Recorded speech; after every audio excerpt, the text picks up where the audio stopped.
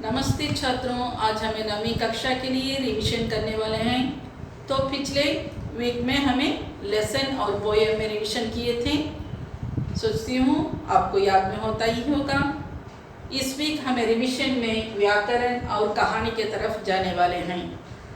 Okay, पहले हमें देखेंगे पिछले वीक का पाठ। याद में है क्या आप लोगों को? दोहा, दैट इज तिरुकुरल। जल ही जग का प्राण है, जल बिना सब निहसार, वृष्टि बिना संभव नहीं, जन जन सदाचार। सेकेंड वन, नियमों के अनुसार जो रहता नित्य गृहस्थ, पूजा जाता लोक में देवतुल्य स्वर्गस्थ। मेरा मेरा कहते हुए जिनमें नहीं रहते स्नेह, प्रेमी कहते बेंट है अस्थि चर्ममय देह। मेरा मेरा कहते हुए जिनमें नहीं स्नेह, प्रेमी करते बेट हैं अस्थि चर्ममय देह। देन पिता को पुत्र को मुख मुख निकले बोल, किस तब का है सुफल ये है पुत्र रत्न अनमोल। लज्जित कर दो दुष्ट को उनका कर उपहार, सब कुछ जाओ भूल फिर यही सुजन पत्रकार। लज्जित कर दो दुष्ट को उसका कर उपकार, सब कुछ जाओ मूल फिर यही सुजन प्रतिकार। ये सब तिरुकुरल होते हैं, आपने इसे कंठस्थ कर लेना। ये भी टेस्ट में होगा, टेस्ट पोर्शन में होता है। चलो आज हमें व्याकरण के तरफ देखेंगे। व्याकरण में हमें क्या आपको सिखाया था? संज्ञा, इसका मतलब होता है नाउन। नाउन, उसका परिभाषा आपको याद में है क्या? क्या होता है नाउन? नाम बताने वाले शब्द सब नाउन होता है। जैसा व्यक्ति, भाव, स्थान का बोध करता है वही संज्ञा कहलाता है। संज्ञा का परिभाषा क्या है? किसी वस्तु, व्यक्ति, स्थान या भाव का बोध कराता है वही संज्ञा कहा जाता है। संज्ञा कितने प्रकार के होते हैं? 4 प्रकार के होते हैं। व्यक्तिवाचक संज्ञा, जातिवाचक संज्ञा, भाववाचक संज्ञा, द्रव्यवाचक संज्ञा और एक भाग है इसमें समूहवाचक संज्ञा। चलो हमें अब इसे रिवीजन करेंगे। फर्स्ट क्वेश्चन देखिए, संज्ञा किसे कहते हैं? संज्ञा किसे कहते हैं? नाम बताने वाले शब्द संज्ञा कहा जाता है। संज्ञा किसे कहते हैं? नाम बताने वाले शब्द संज्ञा कहते हैं। संज्ञा कितने प्रकार के होते हैं? संज्ञा कितने प्रकार के होते हैं? संज्ञा 5 प्रकार के होते हैं। व्यक्तिवाचक संज्ञा, जातिवाचक संज्ञा, भाववाचक संज्ञा, द्रव्यवाचक संज्ञा और समूहवाचक संज्ञा। क्या क्या है? व्यक्तिवाचक संज्ञा, जातिवाचक संज्ञा, भाववाचक संज्ञा, द्रव्यवाचक संज्ञा और समूहवाचक संज्ञा। नेक्स्ट क्वेश्चन, मूलतः संज्ञा कितने प्रकार के हैं? मूलतः संज्ञा कितने प्रकार के हैं? मूलतः संज्ञा 3 प्रकार के होते हैं। व्यक्तिवाचक संज्ञा, भाववाचक संज्ञा और जातिवाचक संज्ञा। मूलतः संज्ञा कितने प्रकार के हैं? मूलतः संज्ञा 3 प्रकार के होते हैं। व्यक्तिवाचक संज्ञा, जातिवाचक संज्ञा और भाववाचक संज्ञा। ओके, संज्ञा का उदाहरण दीजिए। Examples for noun. संज्ञा का उदाहरण दीजिए। क्या क्या आपने दे सकते हो? इसमें सब प्रकार में दे सकते हैं, या जाति से, व्यक्ति से, भाव से, समूह से और द्रव्य से, किसी से भी आपने दे सकते हैं। जैसा राम, काशी, गंगा, मनुष्य, घर आदि। इसके अलावा आपसे ओन से भी आप एग्जाम्पल्स दे सकते हैं। समझ में आता हो क्या? संज्ञा का उदाहरण दीजिए। Examples for noun. आप अपने ओन से भी इसे एग्जाम्पल लिख सकते हैं। नेक्स्ट वन, भाववाचक संज्ञा किसे कहते हैं? भाववाचक संज्ञा किसे कहते हैं?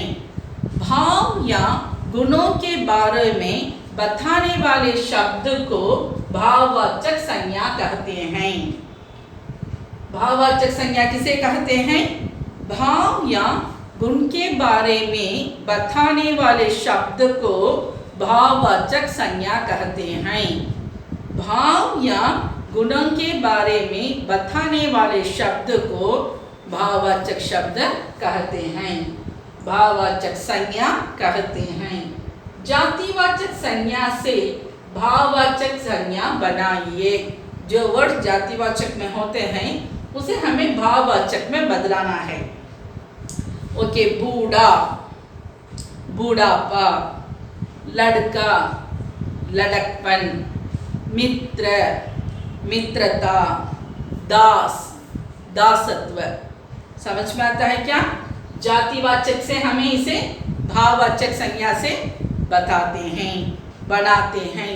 बूढ़ा, बूढ़ापा, लड़का, लड़कपन, मित्र, मित्रता, दास, दासत्व।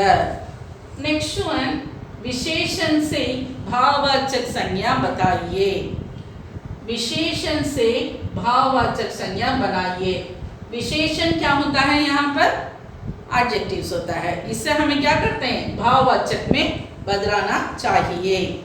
गर्म, गर्मी, चतुर, चतुराई, मीठा, मीठास, बड़ा, बड़प्पन।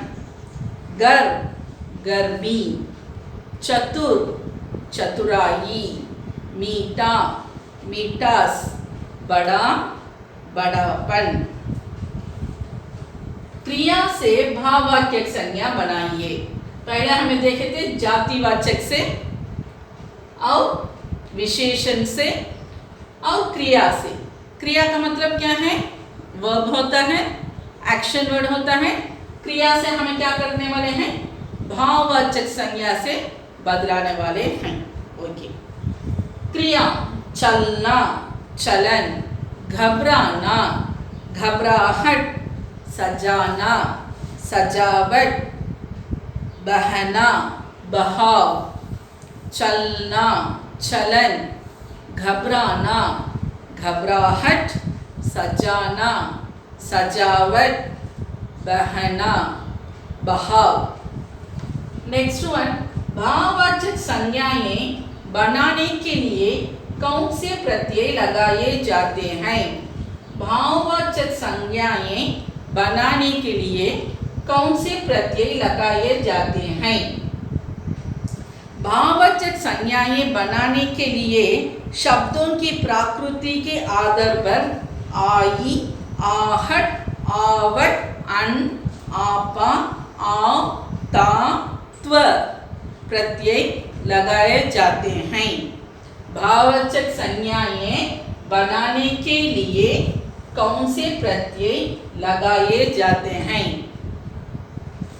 भाववाचक संज्ञाएं बनाने के लिए शब्दों की प्रकृति के आधार पर आई, आहट, आवट, अन, आपा, आव, ता, त्व आदि प्रत्यय लगाए जाते हैं। वाक्यों के प्रयुक्त व्यक्तिवाचक एवं जातिवाचक संज्ञा को चुनकर लिखिए। प्रॉपर नाउन और कॉमन नाउन को उसमें हमें चुनकर लिखना है। दिल्ली भारत की राजधानी है, यही इसका उदाहरण है। दिल्ली भारत की राजधानी है। इसमें दिल्ली व्यक्तिवाचक होती है और राजधानी जातिवाचक होती है। पहाड़ों में सबसे बड़ा हिमालय है। इसमें पहाड़ जातिवाचक है और हिमालय व्यक्तिवाचक है। समझ में आता है क्या छात्रों? भाववाचक संज्ञाएं बनाने के लिए कौन से प्रत्यय लगाना चाहिए? प्रत्यय का मतलब प्रीफिक्स और उपसर्ग सफिक्स ऐसा ही होता है। तो क्या क्या लगाना पड़ता है? प्रकृति के उसके शब्दों की प्रकृति के आधार पर आई, आहट, आवट, अन, आपा, आव, ता, त्व, इतना प्रत्यय हमें लगा सकते हैं। समझ में आता हो क्या हुआ? व्याकरण के क्वेश्चन आंसर्स। संज्ञा किसे कहते हैं? नाम बताने वाले शब्दों को संज्ञा कहते हैं। संज्ञा कितने प्रकार के होते हैं? संज्ञा 5 प्रकार के होते हैं। क्या क्या? व्यक्तिवाचक संज्ञा, जातिवाचक संज्ञा, भाववाचक संज्ञा, द्रव्यवाचक संज्ञा और समूहवाचक संज्ञा। मूलतः संज्ञा कितने प्रकार के होते हैं? मूलतः संज्ञा 3 प्रकार के होते हैं। भाववाचक संज्ञा, व्यक्तिवाचक संज्ञा और जातिवाचक संज्ञा। संज्ञा का उदाहरण दीजिए। आप अपने आप से भी उनसे भी एग्जाम्पल दे सकते हैं, जैसा काशी, राम, गंगा, मनुष्य, घर आदि। जातिवाचक संज्ञा से भाववाचक संज्ञा बनाइए। बूढ़ा, बूढ़ापा, लड़का, लड़कपन, मित्र, मित्रता, दास, दासत्व। जातिवाचक संज्ञा से भाववाचक संज्ञा बनाइए। भाव या गर्म, गर्मी, चतुर, चतुराई, मीठा, मिठास, बड़ा, बड़पन, गर्म, गर्मी, चतुर, चतुराई, मीठा, मिठास, बड़ा, बड़पन। भाववाचक संज्ञा किसे कहते हैं? भाव या गुणों को बोध करने वाले शब्द को भाववाचक संज्ञा कहते हैं। भाव या गुणों को बोध करने वाले शब्द को भाववाचक संज्ञा कहते हैं। क्रिया से भाववाचक संज्ञा बनाइए। क्रिया से भाववाचक संज्ञा बनाइए। चलना, चलन, घबराना, घबराहट, सजाना, सजावट, बहना, बहाव। भाववाचक संज्ञाएं बनाने के लिए कौन से प्रत्यय लगाए जाते हैं? भाववाचक संज्ञा बनाने के लिए शब्दों की प्रकृति के आधार पर आई, आहट, आवट, आव, आपा, ता, त्व आदि प्रत्यय लगाए जाते हैं। समझ में आता हो क्या? अब हमें नेक्स्ट कहानी के तरफ जाने वाले हैं।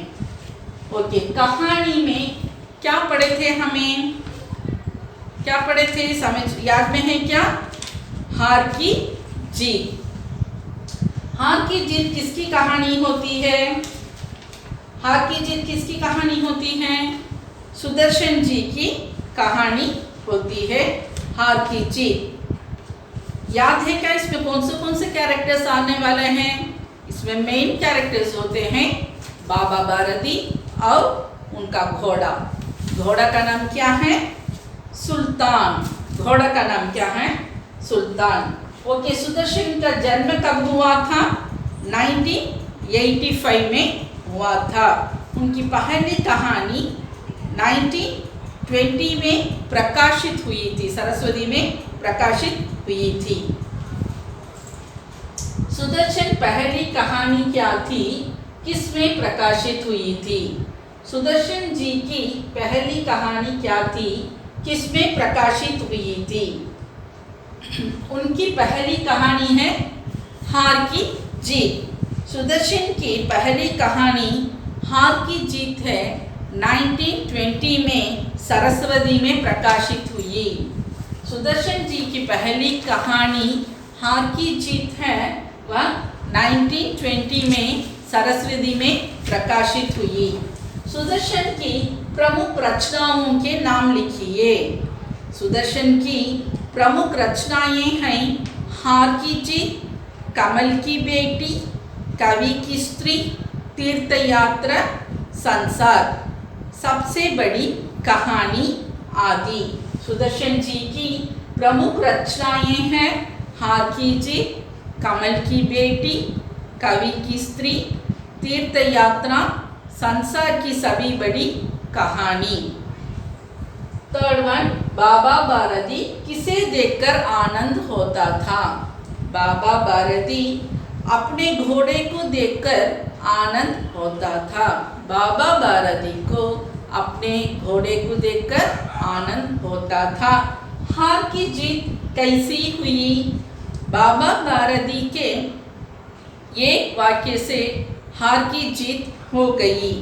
वह वाक्य था, लोगों को अगर इस घटना का पता चला तो कोई भी गरीब पर विश्वास नहीं करेंगे। समझ में आता है क्या? बाबा बारदी के ये वाक्य से हार की जीत हो गई थी। वह वाक्य था, लोगों को अगर इस घटना का पता चला तो कोई भी गरीब पर विश्वास नहीं करेंगे। चलो हमें अब विस्तृत प्रश्नों पर देखेंगे। खड़क सिंह कौन था? उसने क्या किया? खड़क सिंह कौन था? उसने क्या किया? खड़क सिंह उस इलाके के प्रसिद्ध डाकू था। बाबा बारदी जब घोड़े पर सवारी कर रहे थे तब उसने अपाहिज होने का ढोंग किया।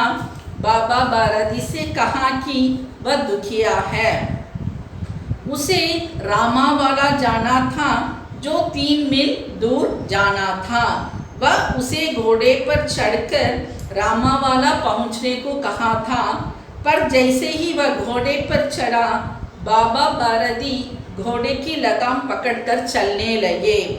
इतने में एक झटका लगा और बाबा बारदी के हाथ से लगाम छूट गई और जैसे ही बाबा बारदी देखा वह अपाहिज खड़क सिंह होता था। समझ में आता है क्या फर्स्ट क्वेश्चन का आंसर? नेक्स्ट वन, खड़क सिंह का मन परिवर्तन का कारण क्या था?